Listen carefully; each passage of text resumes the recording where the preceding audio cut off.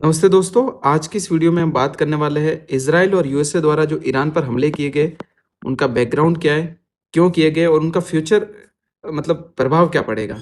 तो ये सारी चीज़ें इस वीडियो में डिस्कस करेंगे।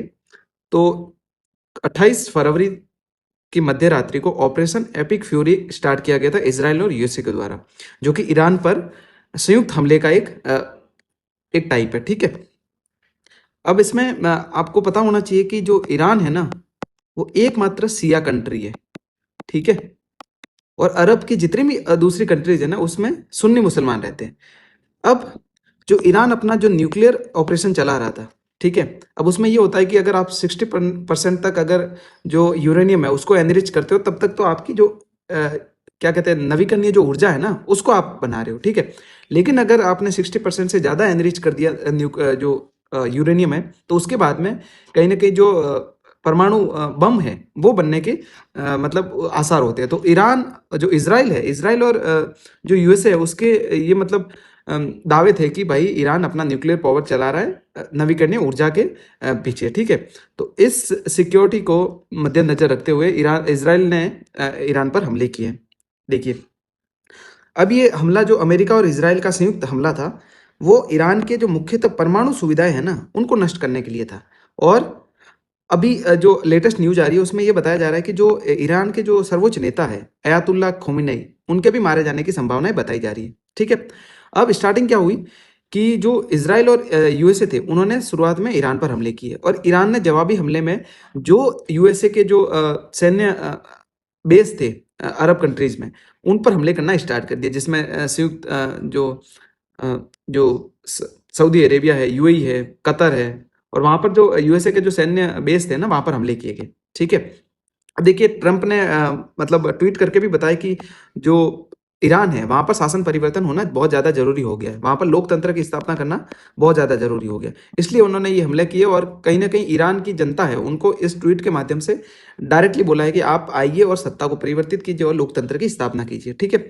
और अगर इंडिया में देखें तो कश्मीर में भी जो ईरान के जो नेता है, उनकी जो मृत्यु की संभावना बताई जा रही है, उनको लेकर के प्रोटेस्ट कर रहे हैं जो शिया मुसलमान जो कश्मीर में रहते हैं, ठीक है, उनके द्वारा। अब देखिए, ईरान में कहाँ कहाँ हमले हुए? तेहरान में, इस्फान में, बुशेर में, जहाँ पर जो परमाणु सेंटर्स है जो ईरान के, वहां पर हमले किए गए, ठीक है। और जो खोमेनी जो है, उनके जो आवास पर भी हमले किए। जैसे ये देखिए, पहले की और बाद की जो तस्वीर ये मतलब बता रही है कि पहले और बाद में पूरा जो आवास था, जो जो खमेनेई का, उनके पूरे आवास को नष्ट कर दिया गया। और ये भी संभावना बताई जा रही है कि उनके नेता को उन्होंने मार गिराया है, ठीक है ना। अब देखिए, ये जैसे इराक में जो यूएसए का बेस है, ठीक है, जो यूएई में है, कतर में है, ठीक है, बहरीन में है, यहाँ पर जो यूएसए के बेस थे उनको टारगेट किया गया ईरान के द्वारा। और उन्हीं की जवाबी कार्रवाई में वापस जो यूएसए और जो इसराइल की संयुक्त अभ्यास थी, उसमें जो ईरान के जो नेता है उनको मार दिया गया है, ठीक है। तो ये सारी चीज़ें अभी 28 फरवरी की रात से लेकर के आज तक घटित हुई है, ठीक है। अब देखते हैं कि ये सारी जो घटनाएं हुई है, उनका वैश्विक आर्थिक संकट क्या पैदा हो सकता है। आपको पता है कि जो ईरान से जो लग रही है हॉर्मुज जलसंधि मध्य, ठीक है, ये जो स्ट्रेट है, अब यहाँ से लगभग 1/3 तेल का निर्यात होता है, वैश्विक व्यापार होता है, ठीक है। और अगर यहाँ पर कोई मतलब असंतुलन की स्थिति पैदा होती है, तो कहीं ना कहीं ये व्यापार प्रभावित हो सकता है और भविष्य में तेल की कीमतों में भी बढ़ोतरी देखी जा सकती है, ठीक है। अब ईरान की आंतरिक राजनीति किस तरीके से प्रभावित होगी? ट्रंप ने ट्रूथ सोशल जो उसका सोशल मीडिया प्लेटफॉर्म है, वहां से वीडियो जारी करके ईरानियों को ये बोला है कि आप वापस लोकतंत्र की स्थापना कीजिए और जो पहले वाला ईरान था उसको स्थापना करने की आप कोशिश कीजिए, ठीक है। दूसरी बात, अब देखिए, ईरान में कहीं ना कहीं शून्यता हो गई है, ठीक है। अब कोई सुप्रीम लीडर नहीं है, तो वहां पर किस तरीके से बदलाव होगा ये भविष्य में देखा जाएगा, उसके रिलेटेड अपडेटेड वीडियो भी अपन लाएंगे, ठीक है।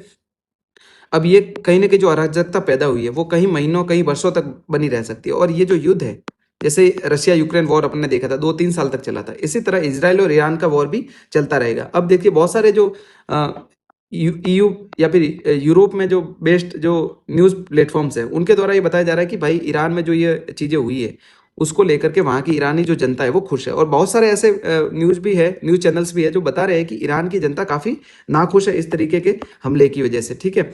तो देखा जाएगा कि किस तरीके से ईरान वापस प्रतिक्रिया करता है और ये जो इजराइल और जो यूएसए है वो इसका जवाब किस तरीके से देते हैं। ठीक है, तो आज के वीडियो में इतना ही। मिलते हैं किसी अगले अपडेटेड वीडियो में, तब तक के लिए धन्यवाद।